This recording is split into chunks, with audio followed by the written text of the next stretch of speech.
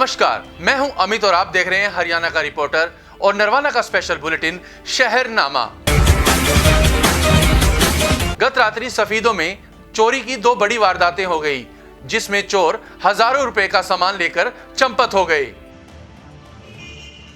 गत रात्रि सफीदों में चोरों ने 2 दुकानों को अपना निशाना बनाया, जिसमें 8 रोड पर एक चाय की दुकान को चोरों ने अपना निशाना बनाया, जिसमें 2 सिलेंडर व बैटरी लेकर चोर फरार हो गए। वहीं कोर्ट रोड के सामने एक स्टील वेल्डिंग की दुकान को भी चोरों ने अपना निशाना बनाया, जिसमें चोर अपने साथ काफी कीमती सामान लेकर फरार हो गए। वहीं हैरानी की बात यह है कि घटनास्थल से मात्र 500 गज की दूरी पर सिटी थाना है। दोनों दुकानदारों ने सिटी थाने में अपनी एप्लीकेशन लगा दी है। मेरी दुकान पर रात को तकरीबन 2-2:30 बजे के आसपास हुआ है काम। और है ना, मेरे पास 4:30 बजे फ़ोन आया था किसी का, अब भाई दुकान में चोरी हो रही है तेरी, में ताला टूटा पड़ा है, आ जा, शटर तोड़ रखा है। और मैं आया और मैंने 100 नंबर का फ़ोन भी कराया। पुलिस आ गई थी, मौके पहुंच गई थी और मेरी मशीन उठा ली है और सिलेंडर उठा लिया है, ग्राइंडर उठा लिए हैं और 2-3 आइटम और थे, बाफर भी रखे हुए थे, वे उठा लिए हैं। अगर नुकसान की बात करें, कितने का नुकसान हो गया? मेरा 80-90 हज़ार रुपये का नुकसान हो गया। या चौकीदार की व्यवस्था नहीं है? चौकीदार नहीं है। तो यहाँ पे नज़दीक सामने तो कोर्ट पे है, पीछे नहर महकमा है, शुगर देखो, यहाँ पर लगता है बस स्टैंड भी है। हाँ, बीच में मेरी दुकान, वैसे तो सरकारी दफ्तरों के बीच में है, फिर भी यहाँ पे भी शटर का ताला तोड़ दिया, शटर को ही उखाड़ दिया, उखाड़ के ले गए। हाँ जी। नुकसान की बात करें तो आपका काम किस प्रकार का है? जो जिस प्रकार स्टील रेलिंग का काम है। सर, क्या नाम है आपका? कैसे क्या बात हुई है जो आप यहाँ थाना के अंदर पहुँचे हुए हैं? एक एप्लीकेशन दे दी है, रात चोरी हो गई है। चोरी में अगर बात करें, क्या क्या सामान चोरी हुआ आपका? 2 सिलेंडर और एक बैटरी। आपको सूचना किसने दी? सुबह दुकान खोलने के लिए आए थे। हाँ। दुकान खोलने के बाद पता चला, संभाल ये नहीं पता किस टाइम? ना, ये नहीं पता। तो आपको किसी ने बताया या फिर दुकान पे आए थे? दुकान रूटीन में खोलने के लिए आए थे। सफीदों से राजेश रंगा की रिपोर्ट। आज रोहतक में श्री सती भाई साईदास सेवा दल द्वारा एक रक्तदान शिविर का आयोजन किया गया, जिसमें मुख्य तौर पर पूर्व मंत्री मनीष ग्रोवर ने शिरकत की।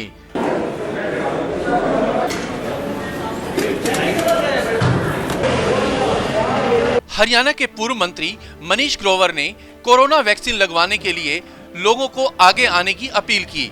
उन्होंने कहा कि वे प्रधानमंत्री नरेंद्र मोदी व देश के वैज्ञानिकों का धन्यवाद करते हैं। कोरोना महामारी को हराने की दिशा में भारत जल्द ही आत्मनिर्भर हो जाएगा। उन्होंने उम्मीद जताई कि कोवैक्सीन के 3रे चरण का ट्रायल सफल होगा। गौरतलब है कि PGIMS में कोवैक्सीन के 3रे चरण का ट्रायल चल रहा है।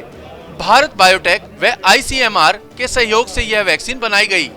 पूर्व मंत्री मनीष ग्रोवर भी ट्रायल का हिस्सा बनकर वैक्सीन लगवा चुके हैं। मनीष ग्रोवर रविवार को रोहतक में श्री सती भाई साईदास सेवा दल द्वारा लगाए गए रक्तदान शिविर में शिरकत कर रहे थे। उन्होंने कहा कि रक्तदान से ऊपर कोई महादान नहीं है। गुरुजी के आशीर्वाद से समय समय पर जब राष्ट्र को जरूरत होती है, ये संस्था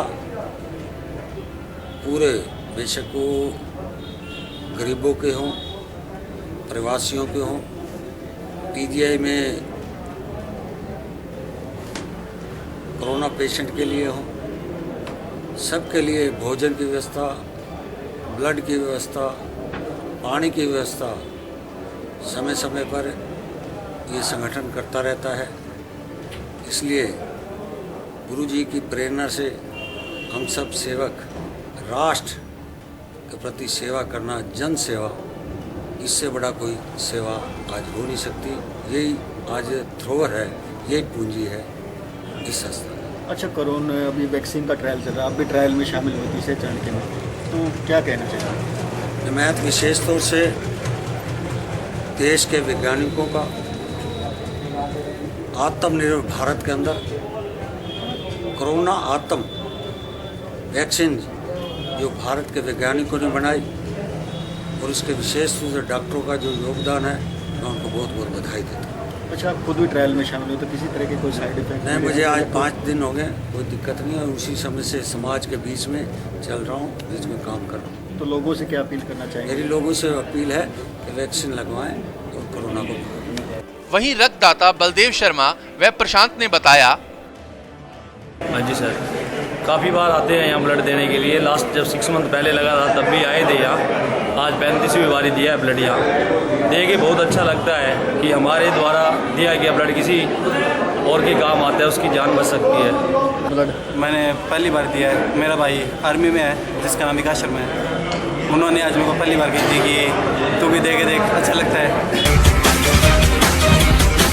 आज रोहतक में सर्वखाप पंचायत की जाट भवन में एक बैठक हुई जिसमें निर्णय लिया गया कि वे किसान आंदोलन का समर्थन करेंगे। सर्वखाप पंचायत की रविवार को जाट भवन रोहतक में एक बैठक हुई जिसमें किसान आंदोलन का समर्थन करने का निर्णय लिया गया।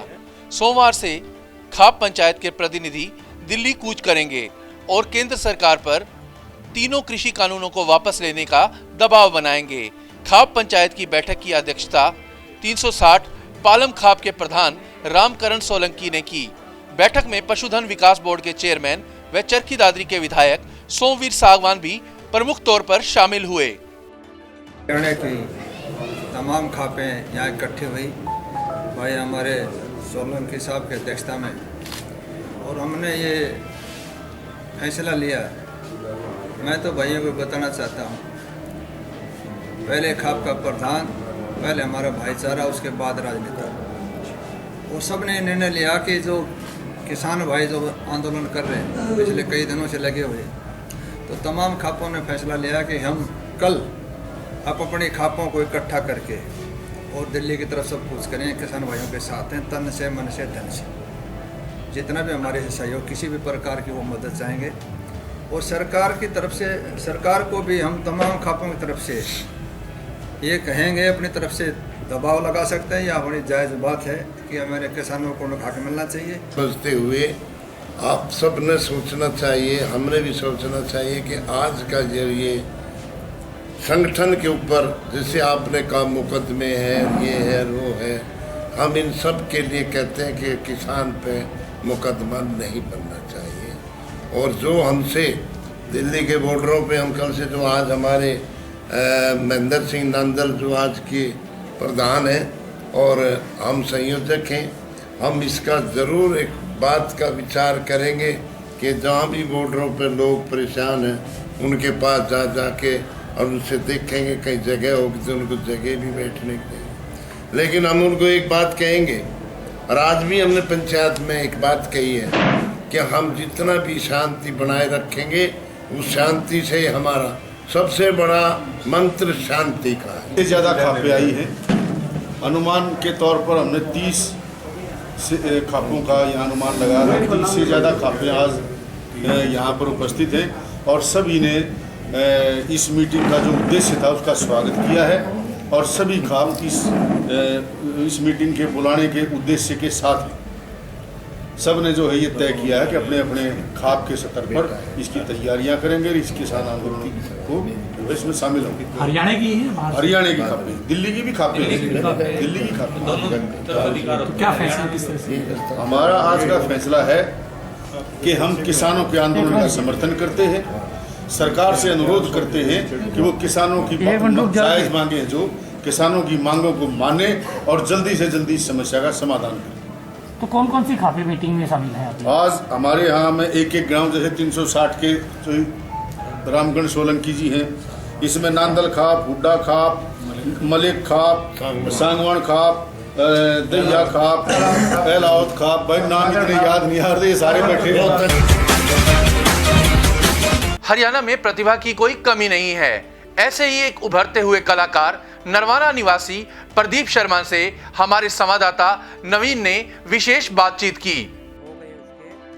नरवाना के गांव काबरछा के प्रदीप शर्मा पुलिस, जो एक प्रसिद्ध हरियाणवी कलाकार हैं, का सन 2019 में चिलम का सूटा नाम से गाना आया था जो देश विदेश में भी काफी प्रसिद्ध हुआ था।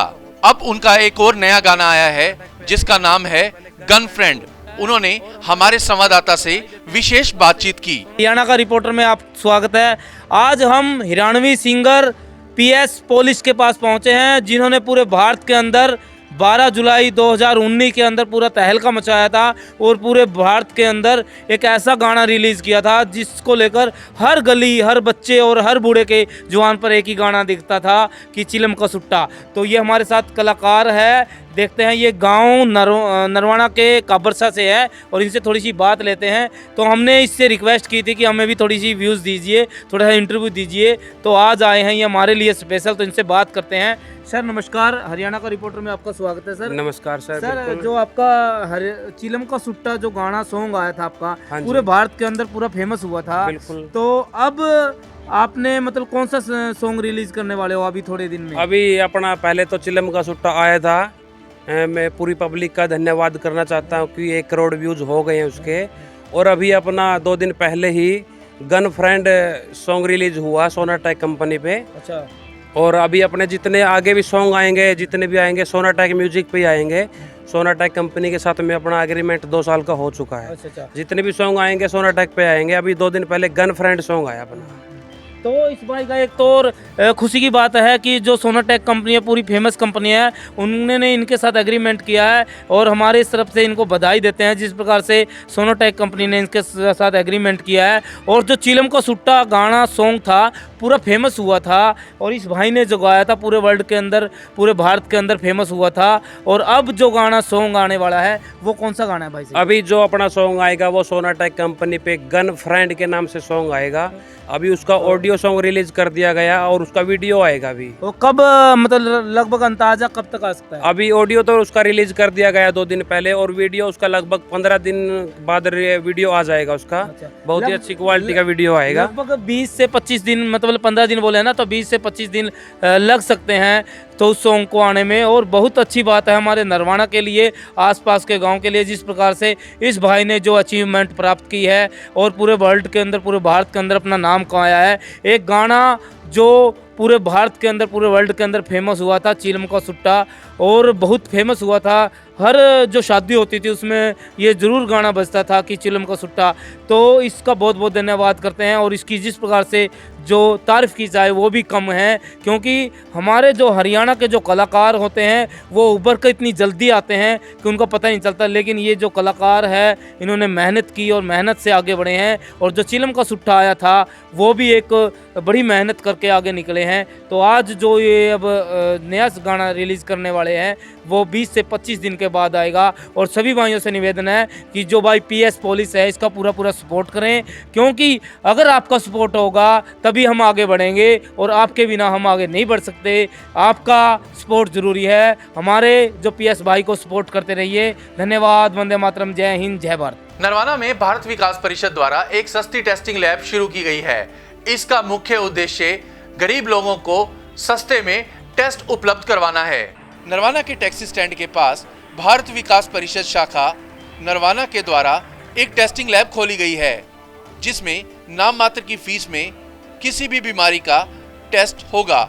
इस लैब के खुलने से नरवाना वासियों को काफ़ी सुविधा होगी और साथ में उन लोगों को भी सुविधा होगी जो रुपए के अभाव में अपनी बीमारी के टेस्ट नहीं करवा पाते थे। भारत विकास परिषद नरवाना का यह प्रयास काफ़ी सराहनीय है। तो हमारे साथ संरक्षक है भारतीय विकास शाखा के, हाँ, डॉक्टर विनोद जी। तो इनसे बात करते हैं। सर नमस्कार। नमस्कार जी। सर आपने जो ये शाखा जिस प्रकार से निर्माण किया था, क्या मेन पर्पज़ था आपका? सबसे पहले मेन पर्पज़ ये है कि आजकल जो बीमारियों के इलाज के लिए लेबोरेटरी टेस्ट बहुत ज़रूरी हो गए हैं। तो क्योंकि बाज़ार में बहुत महंगे होते हैं टेस्ट, बहुत पैसे देने पड़ते हैं, इसीलिए गरीब जनता के लिए या लो इनकम ग्रुप के लिए हमने ये लेबोरेटरी चलाई है। ये जो लेबोरेटरी है भारत विकास परिषद की सेवार्थ लेबोरेटरी है और इसमें no profit no loss basis पर टेस्ट किए जाते हैं और सब प्रकार के टेस्ट इसमें किए जाते हैं। नरवाना से हरियाणा रिपोर्टर के लिए नवीन कुमार। तो हरियाणा के रिपोर्टर में आज के लिए बस इतना ही। लेटेस्ट अपडेट्स के लिए आप हमारा फेसबुक पेज लाइक कर सकते हैं व यूट्यूब चैनल सब्सक्राइब कर सकते हैं। धन्यवाद।